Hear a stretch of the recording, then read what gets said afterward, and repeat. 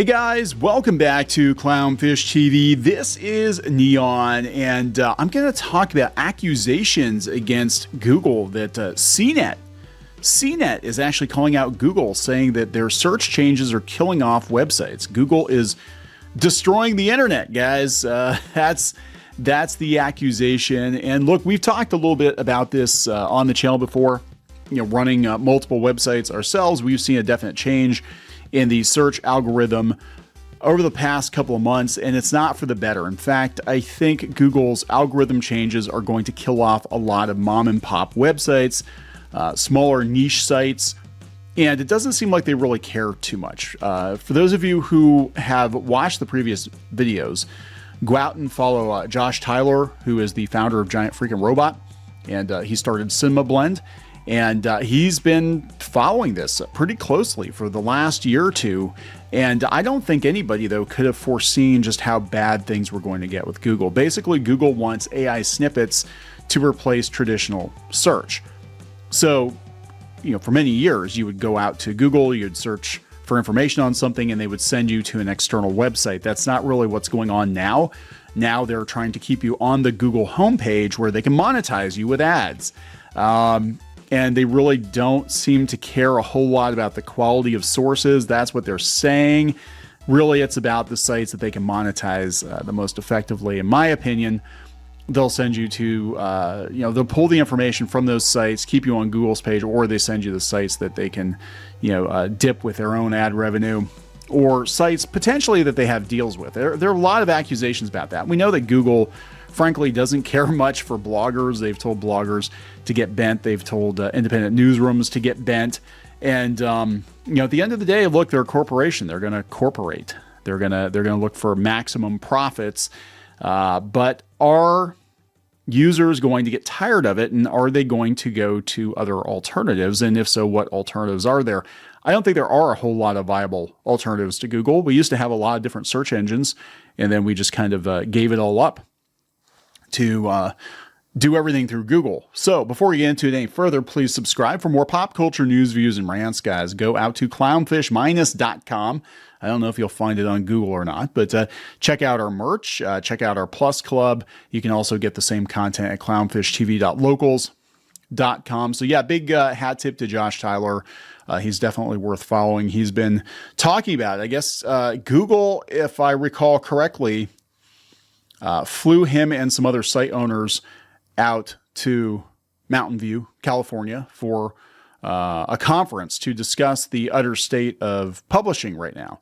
And it was pretty sad. He documented that situation. It's pretty sad. Now he's got apparently got Valnet, which owns a ton of these websites that we make fun of all the time, Comic Book Resources and Screen Rant, and they own like half of the nerd blogs on the internet. And they're threatening him with a lawsuit because he's been alleging that they have a sweetheart deal with Google or something. Something weird is going on. But this is coming from CNET. So this is definitely a different sort of a thing, right? The fact that we have CNET, which is a reputable site for the most part, right? CNET coming out and calling shenanigans on Google. So it says Google search changes are killing websites in the age of AI spam. Google's major search algorithm updates this past year have left many small websites with no other choice than to lay off staff. The internet is worse for it. Yeah, we've had to lay people off. And it sucks. I mean, it really sucks. There are some people we've had for many years, 5, 6, 7 years, that we had to lay off this past year because some of the websites were not even making enough to cover hosting. And they used to be very sustainable. We weren't getting rich off these websites, but they were sustainable. We could pay people, we could pay for hosting, we could pay to promote the websites. Google it was, I would say March or April is when we really noticed it. I mean, the beginning of the year wasn't great. The end of last year was actually pretty good. And then like March, just like a switch was flipped and it was their algorithm update and it just destroyed so many websites. So when you see a lot of these websites shutter, this is a big part of it. The venture capital has run out, so they can't really dip into more venture capital to prop themselves up for another couple of years. And the ad market is changing and the traffic is dying. So they're talking about ants scrambling to rebuild their homes after being stepped on. A small website is trying to grab Google's attention after falling off the company's search algorithm. It feels helpless. This is Brandon. I cannot pronounce his last name. Is it Saltalamacchia, Brandon, owner of a handheld gaming website, Retro Dodo. He's been feeling that since last September. Now, we did not feel that in September. We did not feel it until March. Things got really, really bad in March. And I was like, oh my God, like literally 90% of our traffic just got turned off, 80 to 90%. It was the weirdest damn thing. Like sites or pages that had been performing for years, just suddenly nothing was working. They said that's when Google issued a major update that once again shifted the balance of how people find information online, a system that's always been somewhat precarious. The helpful content update, as Google calls it, was meant to elevate articles written by humans for humans, weeding out AI-generated articles and spam websites. Yeah, it's actually not doing that. I'm going to be honest. Some of the top search results, I don't think they care. I'm going to be honest. I think really at the end of, at least on the publishing side of things, it seems like Google is showing a definite preference for its own products. So obviously YouTube is going to be at the top of the list. But after that, they basically just scrape the content off the websites and they present it as, here's your top search result. It's an AI generated snippet culled from a couple of different websites. And if you want more information, you can go out and look for more information. Most people are never going to click on the link. They're like, oh, I got my answer. I got my answer for whatever I was looking for. So they said Brandon's site is one of many smaller websites whose traffic dried up after the update, with some larger outlets seeming to be the major beneficiaries. Tens of thousands of independent site owners have now been put into that funnel, and we can't seem to get out of it. They talked to him in June. It's been 8 months now. Most of us are all out of cash. Yeah, same thing. Since the update, traffic to Retro Dodo is down 90%, according to Google search results performance data given to CNET. By the site owner. He's had to lay off his entire staff except for editor-in-chief Sebastian Santa Barbara. As of October, Retro Dodo's traffic remains a fraction of what it was. Same thing has happened to us. He says he's pouring his own cash to keep Retro Dodo afloat. Same thing happened to us. We basically were taking YouTube money and kicking it over to the websites to keep writers on as long as we could, because we thought, well, maybe this is a temporary, bump in the road. And, as we started comparing notes with other site owners, it's like, oh, it's very obvious this is just the way things are going to be. And I had to make a very difficult decision, and God, I hate that. But we were basically like, yeah, I can't afford to bankroll websites that are never going to rebound. And there are so many site owners that don't know what to do. Unless you're owned by like a Valnet or one of these big networks, you're not getting seen by Google anymore. He said it doesn't help that he had to add dad to his resume and is now having to juggle a diminishing financial situation and a newborn baby. His blog post, in which he argues that Google is killing smaller sites like his, went viral among the SEO or search engine optimization community earlier this year and has brought him lots of attention. He's received a barrage of seemingly random tips from SEO experts. They don't know what to do. This is the thing. Everybody's like panicking. They're like, oh, well, I've got a solution for this. I understand the algorithm. Nobody understands what Google did. The only thing that makes sense to me is that they're looking at maximizing profits. It's the same thing that they're doing with YouTube right now to some degree. Not as much. Like YouTube and Google, like Google proper, don't talk to each other as much as people think they do. They're owned by the same company, but it's kind of like a Star Wars and Marvel and Disney situation where they're all owned by the same umbrella corporation, but they kind of do their own thing. But YouTube is kind of doing this now too. The videos they're promoting the most heavily are the ones they can make the most money on. That means monetized videos with, the right demographics, or videos that have historically performed really well. We're getting, people recommended videos of ours from like 3 or 4 years ago. But the videos they're getting recommended are ones that Google probably made money off of, and they think that they can make money off of now. And I think a lot of this is fueled by AI. I think the majority of it is fueled by AI. Run amok. I think AI is an invaluable tool, or will be an invaluable tool, but we're not quite ready to get rid of people yet. And they did, like Google, if I remember correctly, about a year or so ago, they laid off like their entire or most of their Google News staff. And these were the people that had, that they would run the help desk if publishers had any questions or anything like that. And they don't seem to care. I don't think they really care at this point about news. I think they're just like, yeah, whatever. Whatever. And I think part of it might have to do with the lawsuit. I think it was either in Europe or in Canada. They tried suing or blackmailing Google because Google wasn't sending enough traffic their way or something.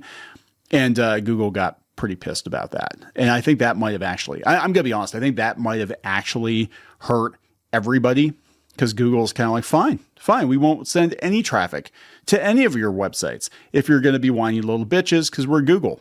And congratulations, guys. Now nobody gets traffic and all these websites are going to dry up. They say Google currently controls over 86% of the global internet search market. And as a result, it's how content on most websites gets discovered. Yeah, there are alternatives, but they're not used. Unfortunately, there are bad actors always trying to elbow their way up to the top of Google search using underhanded tactics meant to exploit the site's signals. So this kind of leads me into this situation. A week or so ago, Forbes was cutting ties with their freelance writers, citing Google spam policies. Now, I was actually corrected by Eric Kane from Forbes, who I've talked about before. I think he's actually pretty legit. I think he's all right. Your views of him may vary, but whatever. And he said it was an SEO company that they hired. So apparently a lot of these big websites, because they were doing scammy shit like this. So apparently Forbes hired this SEO company to come in and write a bunch of spam articles on topics that really weren't related to Forbes vertical.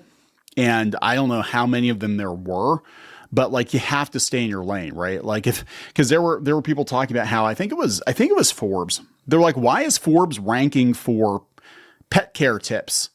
It made no damn sense. And apparently this is kind of what was going on. This is coming from The Verge. They said in recent days, Forbes said it will stop hiring freelancers to produce content for its product review section. Forbes vetted, according to a journalist who has written for the site. In a note shared with The Verge, an editor at Forbes cited Google's site reputation abuse policy for the change. So they said site reputation abuse, also called parasite SEO, refers to a website publishing a deluge of off-brand or irrelevant content in order to take advantage of the main site's ranking power and reputation in Google search. Often this piggybacking is concealed from users browsing the website. For instance, those weird coupon code sections on newspaper sites that pop up via search engines but aren't prominently displayed on the homepage. Sometimes the spammy content is produced by third-party marketing firms that are contracted to produce a mountain of search-friendly content. So what I think could be contributing to this is years of these big websites manipulating the algorithm to rank highly in Google, even for topics that they're not experts at. And going back to the Valnet thing, I would love to know what Valnet's actually doing, because I've seen the articles and stuff come from Valnet sites that have nothing to, like, it's comic book resources. Let's talk about women's shoes or some stupid shit like that. I mean, that's just an example. I don't know if that actually has happened, but I've seen sites do that are like, oh, okay, well, finance is a high CPM. Those ads pay more. So let's talk about banking and finance, even though it has nothing to do with the website. We actually early on were approached by companies that they wanted backlinks. So they would basically buy an article and they would tie it into like a casino or an NFT scam or something like that.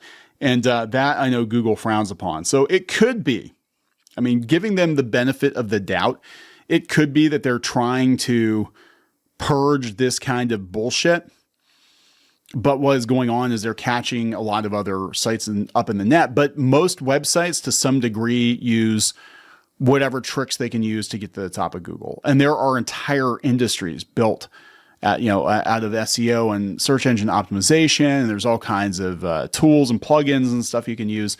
And I think Google just kind of said, hey, we're done. We're hitting the nuke button. But they're taking a bunch of websites that probably didn't do anything wrong.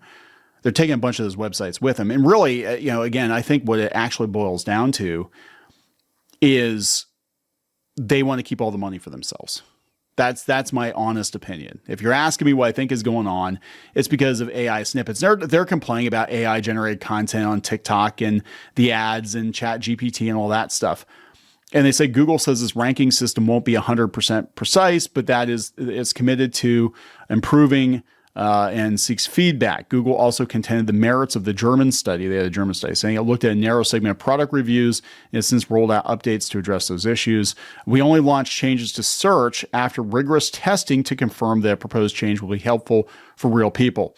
Our tests and user research have shown that our updates to search have resulted in more satisfying and useful search results. For them, again, I think what this is all about is they want to keep users on their page on Google where they get to keep all the money. It's also the same reason I think that YouTube pushes shorts over regular YouTube videos now, because the payout for shorts, it's not nearly what a regular YouTube video is. And this is about the house winning, the house always winning. So, yeah, they're talking, this is another site, Travel Lemming. Travel Lemming seen a 94% drop in search traffic. And I know you guys are probably listening to this. You're probably watching this thinking that this is great news. We're gonna get rid of a bunch of gaming journos and pop culture journos, and a lot of these people are assholes and they deserve to be unemployed. They're going to take down the whole ecosystem. And that's what they said. They said Google just completely upended the whole ecosystem. And that means sites you like too. That means anybody that tries to start an independent gaming site, maybe they're more balanced, maybe they have a more base take. Guess what? They're not going to get found because it's all imploded. But back to some of the other videos we've done, we gave Google that power. Like, we as a people decided 20 years ago that we were going to use Google for everything. And this is exactly what happens when you hand the keys to the candy store over to a corporation, and they're going to look to maximize profits. We don't have any viable Google competitors, and don't tell me DuckDuckGo, and don't tell me Bing, and don't tell me, no, we don't have anything that's remotely close to Google. I have some hope for X, but that's a different kind of experience. But as far as like independent pop culture journalism, it's done. It's just done. It's over. And we are going to see a lot of bloggers, a lot of very angry digital journos take it out on YouTubers, because YouTube and podcasts, those are doing pretty good. But of course, Google can monetize them. They can monetize videos and podcasts pretty effectively. And eventually that stuff is going to become more searchable too, I think. So I don't even know where blogs figure into the internet experience for most people anymore. I mean, most people listen to their news from podcasts or, even cable TV or whatever. They're not reading newspapers. And a lot of these journalists, I remember back in the day, they were delighted. They were ecstatic that the meteor hit the traditional news media, the magazines and the newspapers. Now it's coming for them. Someday it's going to come for me. I'm hoping that I've got a backup plan. I think anybody who works in this space on the internet in any capacity, you need to have a backup plan. But at some point, you are the dinosaur. You will always become the dinosaur. So I'm going to wrap it up. Please subscribe. We'll talk later.